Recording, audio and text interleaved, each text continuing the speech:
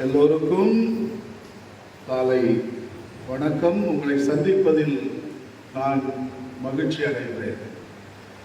எவ்வளவு அழகான காலை நேரம்! ராஜகிருஷ்ணாபுரம் ஜொலித்துக் கொண்டிருக்கிறது. சூரியன் உங்கள் மேல் இரக்கத்தை காட்டி, அழகை காட்டி நடனமாடி கொண்டிருக்கிறது.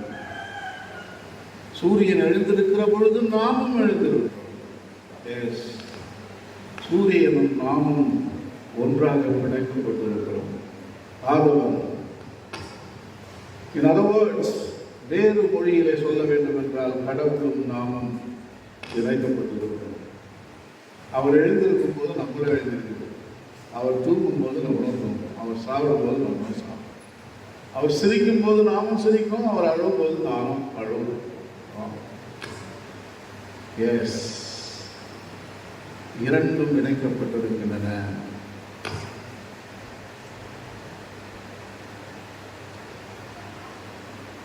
இன்றைய தினம் நாம் 5வது வாரத்தில் இருக்கிறோம். அடுத்த வாரம் கடைசி வாரம். இன்று ஜெரமாயா தீர்க்கதரிசி, இறைவாக்கினர். அவரை அழுமூஞ்சி என்று சொல்வார்கள். எப்பவும் புலம்பிலே இருப்பார்கள். இயேசுநாதருக்கு முன்னாடி 700 வருடங்களுக்கு முன்னால் வாழ்ந்தவர். எப்பவுமே பயமுறுத்திக்கிட்டே இருப்பார். கடவுள் வந்து உங்களை அழிச்சிடுவார்கள், உங்களை பிடிச்சின்னு போயிடுவாங்க எதிரிகள், உங்களை அடிமைத்தனத்தில் வைப்பாங்க, பாபிலோன் என்று சொல்லக்கூடிய பாபிலோனியன் அடிமைத்தனம் என்று கேள்விப்பட்டிருக்கிறோம். அப்படியெல்லாம் புலம்புவார் அவர். ஸோ அப்படியே ஆயிடுச்சு. ஒரு 200 வருஷம் கழிச்சு யூதர்கள் அடிமைகளாக பாபிலோன் நகருக்கு அழைத்து சென்று அங்கே ஏறக்குறைய 50-60 வருஷம் அடிமைகளாக இருப்பதை நாம் விவிலியத்தில் வாசித்து பார்க்கிறோம். எஸ், கடவுள் உடன்படிக்கை, பழைய உடன்படிக்கையில் அந்த மக்களோடு என்ன சொன்னாருன்னா, உங்களுக்கு நான் பாலும் தேனும் பொழியும் கானான் தேசத்தில் குடியமர்த்துவேன் என்று சொன்னார். அதுதான் அந்த உடன்படிக்கை. எகிப்து நாட்டிலிருந்து உடன்படிக்கை செய்துதான் அந்த யூத மக்களை பாலைவனத்தில் பாடம் கற்பித்து அவர்களை அழைத்து வந்தார். 40 ஆண்டுகள் ஸ்கூலுக்கு போயிருக்காங்க யூத மக்கள். நம்மளாவது 12 வருஷம் 16 வருஷம் ஸ்கூலுக்கு போகிறோம். இஸ்ராயல் மக்கள் ஆண்டவருடைய பாடசாலையில் 40 ஆண்டுகள் படிக்கப்பட்டிருக்கிறார்கள். அந்த பாடங்களை கற்றுக்கொண்டு அங்கேதான் உங்களுக்கு 10 கற்பனைகளையும் கொடுக்கிறார். கல்லில் வெட்டி கொடுக்கிறார். கல்லில் எழுதப்பட்ட சட்ட திட்டங்கள். ஆனால் இப்பொழுது எரேமியா என்ன சொல்லுகிறார்? அவையெல்லாம் மலையேறி போனது. இப்பொழுது ஒரு புதிய உடன்படிக்கை செய்து போகிறார். புதிய உடன்படிக்கை செய்து கொள்ள போகிறார். அது கற்களில் எழுதப்பட்டது அல்ல, அல்லது ஏதோ வாய்மொழி பேச்சு இப்படி பேசுறதும் கிடையாது. உள்ளத்தில் செலுத்துவார். உனது உள்ளத்திலே எழுதுவார். உனது மரபியலில் எழுதுவார். தாய் அணையில் எழுதுவார். DNA. உனது மூலக்கூறுகளில் எழுதுவார். ஆடனின், குவானின், தைமின், சைப்ரோசின். அந்த இரு முடிச்சுகள், இரு பின்னல்களில் எழுதுவார். உனது பண்பணுவில் எழுதுவார். உனது மரபணுவில் எழுதுவார். வேறு மொழியிலே உனது உயிரில் கலந்து விடுவார். உள்ளத்தில் கலந்து விடுவார். எவ்வளவு அழகான கோயிலை கட்டி நீங்க ஜெபம் பண்ணிட்டு இருக்கீங்க. இங்கதான் கடவுள் இருக்காரு. உண்மை அதுதான். நமக்கு அதுதான் கற்பிக்கப்பட்டிருக்கிறது. கோயிலில் தான் சாமி இருக்காரு. எஸ். ஸோ அது பழைய உடன்படிக்கை, பழைய காலம், ஓல்ட் டெஸ்டமென்ட். பழைய ஏற்பாட்டு உடன்படிக்கை, டெம்பிள், கோவில், அங்கதான் கடவுள் இருக்காரு. என்ன அழகா கோயில் கம்பத்தை வச்சிருக்கீங்க நீங்க வெளியே. இப்பேற்பட்ட கம்பத்தை நான் உலகத்திலேயே பார்த்தது கிடையாது. அதனாலதான் இது உலக புகழ் பெற்ற ரஜகிருஷ்ணாபுரம் இல்லையா. அந்த கொடி கம்பத்தை கொஞ்சம் போய் பாருங்க, எப்படி இருக்கு, கம்பீரமா இருக்கு இல்லையா. இந்த ஊர் எவ்வளவு வல்லமை மிக்கது, எவ்வளவு செழிப்பானது என்று இறைவனுக்கே நீங்கள் தூது விடுகிறீர்கள். அந்த ஒரு கம்பீரமான கொடி கம்பத்தில் நேற்று சொன்னாரு நமது தலைவர், உபத்தலைவர் சொன்னார், அது வேலூரிலிருந்து வந்த மக்கள் தான் செய்தார்கள் என்று சொன்னார். ஐயோ, வேலூரா? நானும் வேலூர் தாங்க. அங்க அவங்க இருக்கிற மாதிரியே எனக்கு தெரியலையே. ஒருத்தர் கூட அவ்வளவு பெரிய கொடி கம்பம் வேலூர்ல வச்சதே கிடையாது. எவ்வளவு பியூட்டிஃபுல் பியூட்டிஃபுல் கொடி கம்பத்தை பார்க்கறதுக்கே வரலாம் ரஜகிருஷ்ணாபுரம். அப்படி இருக்கு. இந்த பீடம் உலகமெல்லாம் பார்த்துருக்காங்க. உலகமெல்லாம் இந்த பீடத்தை பார்த்துக்கிட்டு இருந்தாங்க. நானும் வந்த உடனே கோயிலில் ஓடி வந்து இந்த பீடத்தை தான் பார்த்தேன். நம்ம டிவியில் பார்த்தோம், ஆனால் நேராக பார்க்குறோம் சொல்லி அந்த சம்மன்சானவர்களெல்லாம் நான் ஏற்கனவே பார்த்துட்டேன். ஏதோ ஒரு டூரிஸ்டிக் ஸ்பாட்டுக்கு வந்த மாதிரி, சுற்றுலா வந்த மாதிரி, நான் சின்ன குழந்தை மாதிரி ஓடி ஆடி ஏற்கனவே இங்கே பிறந்து வளர்ந்தவன் மாதிரி அலைந்து தெரிந்தேன். எவ்வளவு சிறப்பான மலர்களை வைத்திருக்கிறீர்கள். என்ன பியூட்டிஃபுல். நல்லா ஃபேன் போட்டு காத்து வருது. எந்த குறையும் இல்லை, எந்த குறையும் இல்லை. எவ்வளவு அழகாக பாடுகிறீர்கள். இசை, ஜெபிக்கிறீர்கள், படித்தீர்கள், எந்த குறையும் இல்லை. ஸோ நீங்க வெளியில் ஓடித்தான் இறைவனை தேடி அலைந்து கொண்டிருக்கிறீர்கள். எஸ், வேளாங்கண்ணிக்கு ஓடுறீங்க, இது பத்தாது. பூண்டிக்கு ஓடுறீங்க, ரோமுக்கு ஓடுறீங்க, ரூட்ஸுக்கு ஓடுறீங்க. லோக்கல் மாதாவை ஒருத்தரும் நம்புறதே இல்லை. லோக்கல் இருக்கிற மாதா கிட்ட ஜபம் பண்ணா போதும் நினைக்கிறதே கிடையாது. அவங்களும் இவங்களும் ஒண்ணுதான். அதே தாய் தான். அந்த தாயும் நமக்குள்ளதா இருக்காங்க. கோயிலில் தேடிக்கொண்டிருக்கக்கூடிய அதே உள்ளம் உனது மரபியலில் தேடுகிறாயா? அங்கே தான் கடவுள் புதிய உடன்படிக்கை செய்திருக்கிறார். உனது உள்ளத்தில் நான் இருக்கிறேன் என்று செதுக்கி வைத்திருக்கிறார். மரபியலில் பார்த்தாயா? தாய் அணையில் பார்த்தாயா? இருமூணு கூறுகளில் பார்த்தாயா? உனது மூச்சில் பார்த்தாயா? இதயத்தில் பார்த்தாயா? உனது மூளையில் பார்த்தாயா? ஒவ்வொரு அணுக்களிலும் இறைவனை பார்த்தாயா? கண்டுபிடித்தாயா? 7வது நூற்றாண்டு ஒரு வெண்பா சொல்லுகிறது, ஓடி ஓடி உட்கலந்த ஜோதியை நாடி நாடி நாடி நாட்களும் கழிந்து போய் வாடி வாடி மாண்டு போன மாந்தர்கள் கோடி கோடி கோடி எண்ணிறந்த கோடியே. ஓடிக்கிட்டே இருக்குமே. ஓடி ஓடி உட்கலந்த ஜோதியை 300 கிலோமீட்டர் 600 கிலோமீட்டர் ஓடுறீங்க வேளாங்கண்ணிக்கு. நீங்க செய்ய வேண்டிய திருப்பயணம் 1.5 அடி. எவ்வளவுதான், எவ்வளவு டீசல் ஊற்றி, எவ்வளவு புகை விட்டு இந்த சுற்றுச்சூழலை நாசமாக்கி நாம் திருத்தலம் என்கின்ற பெயரிலே இந்த உலகை அழித்துக் கொண்டிருக்கிறோம். இந்த தினம் எல்லா மதங்களும் அந்த திருத்தலங்களுக்கு போய் சுற்றுச்சூழலை அழித்துக் கொண்டிருக்கிறார்கள். அதே கடவுள் நீங்க அழிப்பீங்கன்னு தெரியும். அதனால்தான் இந்த உடன்படிக்கை செய்து கொண்டார். ஏலே அழிக்காதீங்க பூமியை, உனக்கு உள்ளத்துக்கு நான் வந்துட்டேன், இங்கதான் இருக்கேன். ஓடி ஓடி அழிக்காதீங்க. உட்கலந்த ஜோதியை உள்ளதான் இருக்கார் ஐயா, உள்ளதான் ஓடி உட்கலந்த ஜோதியை நாடி நாடி நாடி நாட்களும் கழிவு. ஓடி ஓடி வயசு ஆயிடுச்சு. எனக்கு இப்போ 70 வயசு. நானும் அங்கேயும் இங்கேயும் தேவாங்க மாதிரி அலம்பிக்கிட்டு இருக்கேன். முதல்ல நான் கண்டுபிடிக்கணும் கடவுள் எனக்குள்ள இருக்காரு. நாட்களும் கழிந்து போயிடுச்சு, வயசாயிடுச்சு. கடைசி வரைக்கும் நம்ம கண்டுபிடிக்கிறதே கிடையாதுங்க. அது வாடி வாடி மாண்டு போன மாண்டது எல்லாம் வெக்ஸாயிட்டாங்க.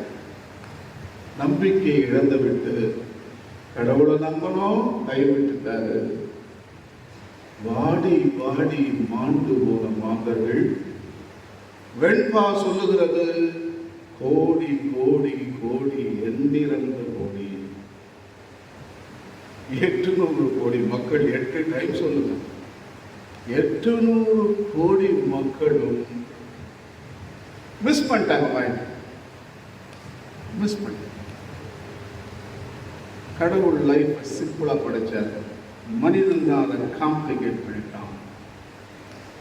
அங்க இருக்காரு, இங்க இருக்காரு, அதோ இருக்காரு, ஏதோ இருக்காரு. உனது உள்ளத்தில் இருக்கிற கடவுள் நம்மோடு, அதை பற்றி நாம் தியானம் பண்ணோம். வார்த்தை மனு உருவானார், நம்மிடையே குடிகொண்டார். யோவான் 3:14.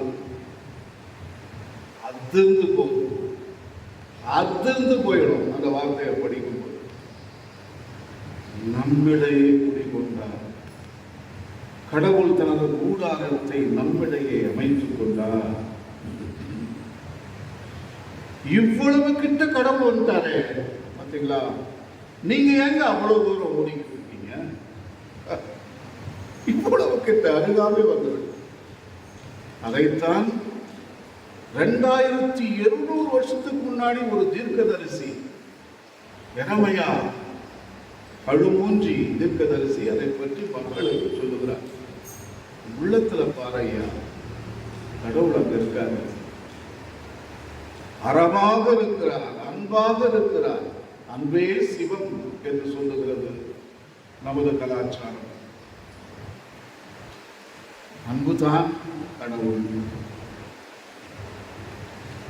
2ஆம் வாசகம், அந்த அன்பை நாம் எப்படி பெற வேண்டும், கடவுளை நாம் எப்படி கண்டுபிடிக்க வேண்டும் என்று சொல்லுகிற பொழுது இயேசுநாதரே நமக்கு பாதை அமைத்து காட்டியிருக்கிறார் என்று பவுலடிகளார் எபிரேயருக்கு எழுதிய திருமுகத்தில் பதிவு செய்திருக்கிறார். கீழ்ப்படிதல் மூலமாக, ஒரே வார்த்தை, ஒபீடியன்ஸ், கீழ்ப்படிதல். சிங்கார தோப்புல கீழ்ப்படியாம தான் நம்ம முறிஞ்சி வெளியே தூக்கி போறோம். கார்டனை விட்டு தூக்கி குப்பைய மாதிரி கசக்கி வெளியே தூக்கி போட்டார். ஏனென்றால் கீழ்ப்படியாமை. இயேசு அவர் பிறந்த பொழுது அந்த கீழ்ப்படிதல், அவர் ஓடிட்டு இருக்கலாம். எனக்கு வேண்டவே வேணாங்க, சிலுவையில போட்டு சாவடிக்க போறாங்க, 5 ஆணி விழப்போது, அடி உத ரத்தம், கேவலப்படுத்த போறானுங்க, காரி துப்ப போறானுங்க. எவ்வளவு, அதாவது எப்படி சாக போறோம் தெரிஞ்சு 33 வருஷம் வாழ்ந்தவர் தான் பேசினார். நம்ம எப்படி சாக போறோம் அன்று நமக்கு தெரிஞ்சதுன்னா எப்பா தூக்கமே வராது. அதனால இயேசுநாதர் தூக்கமே வர்றது கிடையாது. திரும்பவும் அதை பற்றியே சொல்லிட்டு இருப்பாங்க.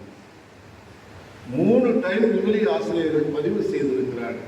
நான் எருசலேமுக்கு போவேன், என்னை அடிப்பார்கள், உதைப்பார்கள், சிலுவையில் சாகடிப்பார்கள், சாவேன், ஆனால் உயிர்ப்பேன். அவர் அதை மறக்கவில்லை. கடைசி சொல் உயிர்ப்பு, பாடுகள் இறப்பு அல்ல. அந்த ஒரு எதிர்நோக்கை தெளிவாக வைத்திருந்தார் இயேசுநாதர். அதனால்தான் அவர் கடவுள். கீழ்ப்படிந்தார். கடவுள் என்னை இதற்காகத்தான் அனுப்பினார். எனது மரபணு, பண்புணு, மரபியல், தாயணை நான் சிலுவையில் சாக வேண்டும், உயிர்க்க வேண்டும். அதுதான் என்னுடைய தலைவிதி, அதுதான் எனது தலையெழுத்து, தகுதி, தலையெழுத்து. அழகாக ஏற்றுக்கொண்டார். அதை பற்றி அவர் குறைபட்டது கிடையாது, அதை பற்றி ஒண்ணுமே விமர்சனம் செய்தது கிடையாது, ஏற்றுக்கொண்டார்.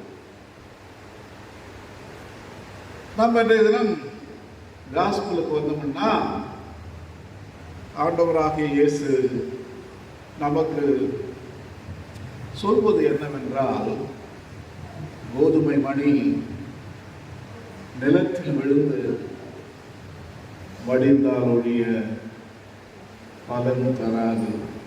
உங்களுக்கு நான் முதல் நாளே சொன்னேன், இந்த இது நமது தியான பிரசங்கத்தில் நான் சொன்னேன், இதுதான் பிரபஞ்ச கோட்பாடு. எஸ், நமது தாயணையில் எழுதப்பட்டது. உங்க தலைவிதி என்னன்னா, இயேசுநாதர் அதே தலைவிதி தான் நம்ம மக்களுக்கும் எழுதப்பட்டிருக்கிறது.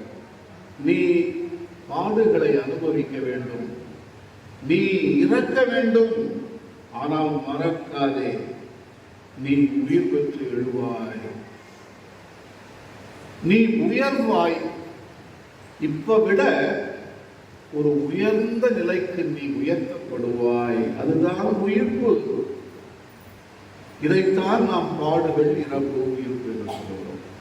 அதை நான் ஒரு புத்தகத்தில் எழுதியிருக்கிறேன்.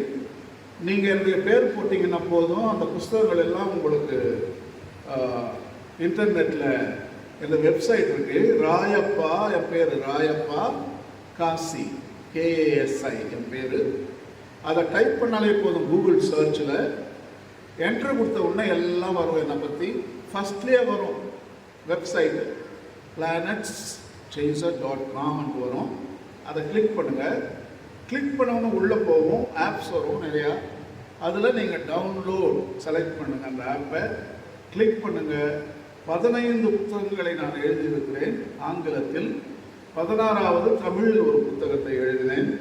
சுற்றுச்சூழல் பெரும் காப்பியம் என்கின்ற புத்தகம் உங்கள் பங்கு தந்தைக்கு நான் அனுப்பி வைத்திருக்கிறேன். அந்த புத்தகத்தை எல்லா மக்களுக்கும் அந்த தமிழ் புத்தகத்தை அனுப்பி விடுங்க, படிக்கட்டும். 248 பத்திகளை கொண்டது திருத்தந்தை பிரான்சிஸ் எழுதிய எழுத்து மடல், இறைவா உமக்கே புகழ். அதை படிச்சுட்டு விளக்க உரை நான் எழுதியிருக்கேன். ஸோ ஒரு நாளைக்கும் ஒரு பத்தியை மட்டும் நீங்கள் படிங்கன்னு நான் ஏற்கனவே சொன்னேன். ஸோ எல்லா புத்தகங்களும் ஆங்கிலத்தில் இருக்கின்றன. நமது பிள்ளைகளுக்கு PhD படிக்கிற வரைக்கும் உங்களுக்கு எல்லா ரிசோர்ஸஸும் வளங்களும் ஒரே இடத்துல இருக்குது. ஆகவே பிள்ளைங்களுக்கு நான் தயவு செய்து அந்த இடத்தை காட்ட நான் ஆசைப்படுகிறேன்.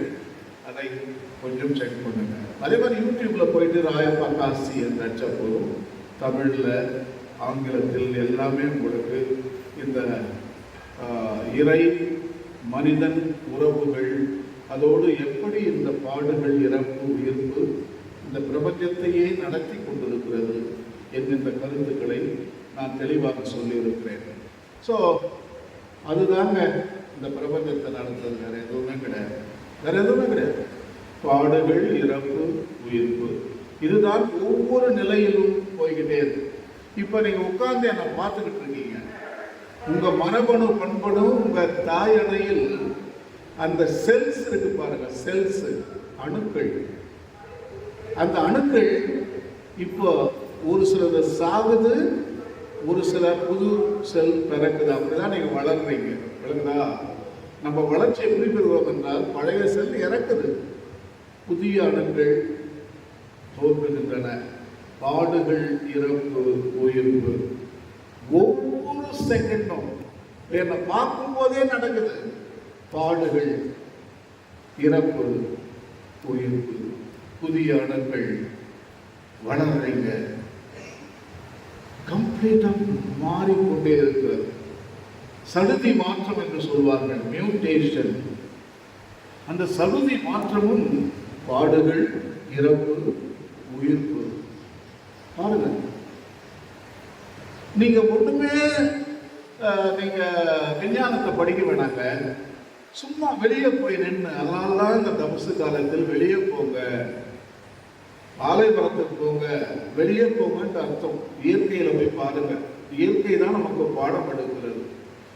இயற்கை நன்றாக புரிந்து கொண்டிருக்கிறது. பாடுகள், இறப்பு, உயிர்ப்பு வழியாகத்தான் நாம் வந்திருக்கிறோம். குருவிக்கும் தெரியும், பாம்புக்கும் தெரியும், எறும்புக்கும் தெரியும், ஏன் கொசுவுக்கு கூட தெரியும்.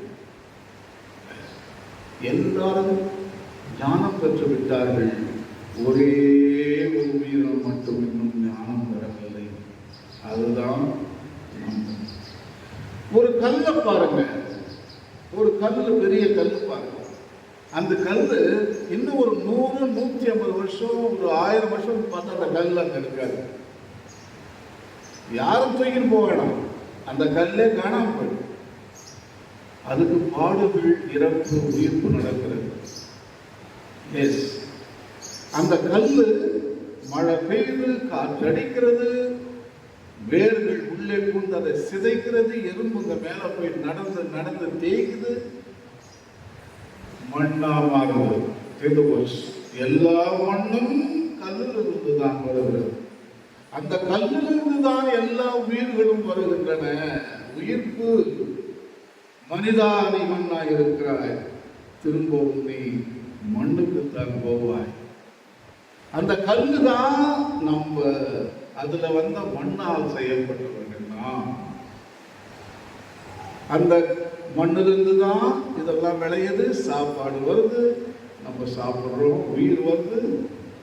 பாருங்க, அந்த பாடுகள், இறப்பு கல்லுக்கு, உயிர்ப்பு தாவரங்களுக்கும் விலங்குகளுக்கும் உணவு கிடைக்கிறது. நம்ம சாப்பிடும்போது அந்த மண்ணை தான் சாப்பிட்றோம். அதுல கரிமல வாயு இருக்கிறது, அதையும் கொஞ்சம் விஷம் சாப்பிட்றோம். தண்ணி இருக்கு, அதையும் சாப்பிட்றோம். முக்கால்வாசி சூரிய ஒளி. சூரிய ஒளியை தான் நம்ம சாப்பிட்றோம் எடுத்து. ஏன்னா ஒளிச்சேர்க்கை மூலம்தான் இந்த உணவுகள் தயாரிக்கப்படுகின்றன, சூரியனுடைய ஒளிச்சேர்க்கை. ஸோ கொஞ்சம் ஊறுகாய் மாதிரி சூரியன் எடுத்துக்கிறோம். ஊறுகாய் மாதிரி இல்லை, அதுதான் மெயின் ஃபுட்டு, அதுதான் பெரிய உணவு நம்மளுக்கு சாப்பிடக்கூடியது. ஸோ எல்லாமே கலக்குது. அப்போ நானே உலகின் ஒளி என்று சொல்லுகிறார் இயேசுநாதர். அப்போ இயேசுநாதரையே நம்ம சாப்பிடுறோம், இறைவனையே நாம் சாப்பிடுகிறோம். ஏனென்றால் நமது தாயணையில் இறைவன் இருக்கிறார். அதே மூலக்கூறுகளை தான் நாம் தேடிக்கொண்டிருக்கிறோம் என்பதை நான் உங்களுக்கு பதிவு செய்ய விரும்புகிறேன். அன்பிற்குரியவர்களே, இந்த ஞாயிறு நீங்கள் ஞானம் பெற வேண்டும். பாடுகள், இறப்பு, உயிர்ப்பு தான் நமது விசுவாசம். எனக்கு பின்னால் சிலுவையை சுமந்து கொண்டு என்னை பின்தொடராதவன் எனக்கு ஏற்புடையவன் அல்ல பேசினார். பாடுகளையும் இறப்பையும் உயிர்ப்பையும் ஏற்றுக்கொண்டு வந்தாதான் நீங்க கிறிஸ்துவர்கள். எனக்கு அந்த துன்பம் வேணாங்க, பாடுகளே வேண்டாம், இறப்பு என்பது இல்லையே. இயேசுநாதர் அழித்து விட்டார். சாவே கொடுக்கு எங்கே என்று சொல்வார் பவுலடிகளார். சாவே கொடுக்கு எங்கே? இயேசுநாதரே சொல்லுகிறார், நான் சாவை அழித்து விட்டேன், பிசாசை ஒழித்து விட்டேன், தீமையை வென்று விட்டேன். உயிர்ப்பு. இன்றைக்கு அன்பிற்குரியவர்களே, அந்த முதல் ஏர் எப்படி போதோ அப்படிதான் நம்மளும் போகணும். அவர்தான் முதல் ஏர், மூலக்கூறு, படைப்பின் முதற்கனி அவனை பவுலடிகளார். அவர் எங்க போறாரோ அங்கதான் நம்ம ஃபாலோ பண்ணணும். அவ்வளவுதான். ஏனென்றால் நம்ம மூலக்கூறுகள் இயேசுநாதருடைய மூலக்கூறுகள் ஒன்று. அவ்வளவுதான். நீங்கள் பார்க்க வேண்டிய இடம் கோவில் மட்டுமல்ல. நீங்கள் உங்கள் விசுவாச வாழ்விலே வளர்ச்சி பெற வேண்டும், வளர்ச்சி பெற வேண்டும். சட்ட திட்டங்கள் வழியாக நாம் கடவுளை இன்னும் நாம் விசுவசித்துக் கொண்டிருந்தால் வளர்ச்சி பெறவில்லை என்று அர்த்தம். இப்பொழுது நீங்கள் அதே சட்ட திட்டங்களை உங்கள் இதயங்களில் அவர் வைத்து விட்டார். இந்த விவிலிய வார்த்தைகள் அந்த புத்தகத்தில் இல்லை. அந்த விவிலிய வார்த்தைகள் உங்கள் உள்ளத்தில் எழுதப்பட்டிருக்கின்றன. இதுதான் நமது விசுவாசம். ஸோ இப்போ நீங்கள் அங்கதான் தேடணும். உண்மையும் நீதியும் வாழ்வும் அறமும். அதாவது நேற்று நான் உங்களுக்கு சொன்ன அறவாழ்வு தான் எல்லாவற்றிற்கும் மூலக்கூறாக இருக்கிறது. மனிதனுக்கு இறை அரசையும் அதை சார்ந்தவைகளையும், முக்கியமாக அதை சார்ந்த அறத்தையும், உனது உள்ளத்தில் வீற்றிருக்கக்கூடிய அந்த பரம்பொருளையும் தேடுங்கள். மற்றவையெல்லாம் உங்களுக்கு சேர்த்து கொடுக்கப்படும். ஆமென்.